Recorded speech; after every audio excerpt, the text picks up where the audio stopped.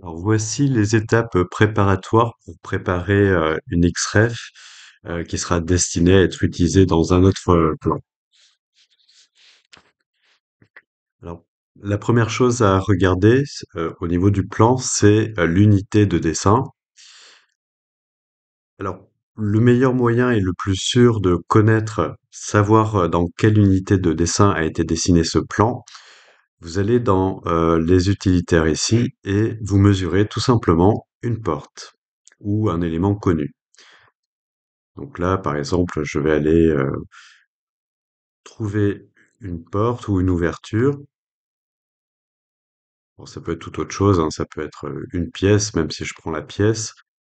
Je vérifie ici que mon unité, donc là, je vois que je suis en mètres ici, puisque j'ai 6,2. Alors, ne pas se fier aux cotations, parce qu'elles peuvent être réglées de manière à afficher les cotations dans l'unité, enfin, les éléments dans une autre unité.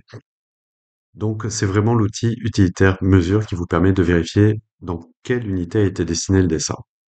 Ensuite, vous vérifiez ici dans le menu l'icône qui est ici, vous choisissez utilitaire de dessin, unité de dessin et vous vérifiez bien que il y a une cohérence entre ce qui est dessiné en mètres et ce qui est déclaré ici. Donc, ça doit bien être mis en mètres. Donc ça, c'est important pour après l'import de l'XREF ou pour le travail avec les blocs.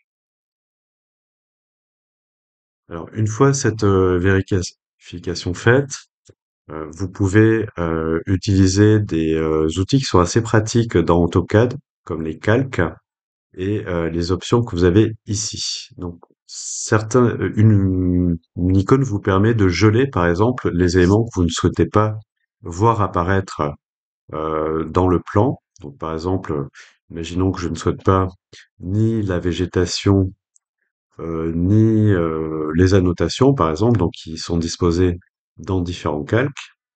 Donc là, je vais masquer rapidement les éléments.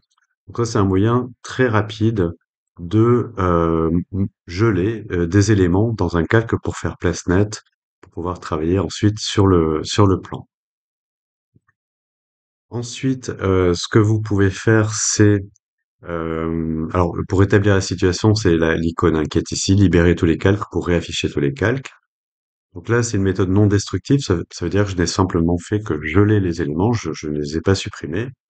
Bon, je vais masquer aussi ces annotations ici. Alors je vois que j'ai encore de la végétation. Voilà, donc je vais garder mon plan comme ça. Je vais garder les pictos ici. Donc là, j'ai nettoyé le dessin. Euh, pour éventuellement l'alléger, je peux utiliser une commande donc, à utiliser avec prudence, qui est la commande que l'on trouve dans utilitaire de dessin qui s'appelle purger.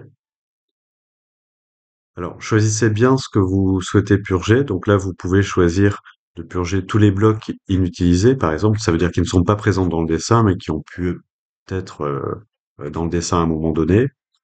Les calques. Alors attention, parce que si vous purgez les calques, si par exemple vous n'avez pas besoin des calques présents ici, vous pouvez purger les calques. Ça veut dire que les calques qui ne sont pas occupés par des entités seront supprimés. Ça permet de limiter le nombre de calques dans votre environnement de travail. Par exemple, je peux faire ça parce que je n'aurai pas nécessairement besoin des calques vides dans mon prochain dessin. Donc, on peut choisir de purger les éléments sélectionnés, comme ceci. Donc, c'est ce que j'ai fait ici. Et puis là, je vais demander de purger tous les éléments sélectionnés. On peut également faire tout purger. Dans ce cas-là, c'est beaucoup plus radical ici. Alors, l'intérêt de faire ça, c'est que vous pouvez, dans certains cas, réduire considérablement le poids du fichier. Alors, ensuite, je vais enregistrer mon fichier. Donc, veillez bien à l'enregistrer sous un autre nom. Pour faire les choses correctement, ce que l'on fait habituellement, c'est que les XREF, on les range dans un dossier. Donc, je vais créer un dossier que je vais appeler XREF. Donc, XREF signifie un référence externe. Donc ça peut être un plan DWG, mais ça peut être aussi une image, un fichier PDF, tout élément que vous venez attacher dans un dessin AutoCAD. Je vais l'appeler plan du site.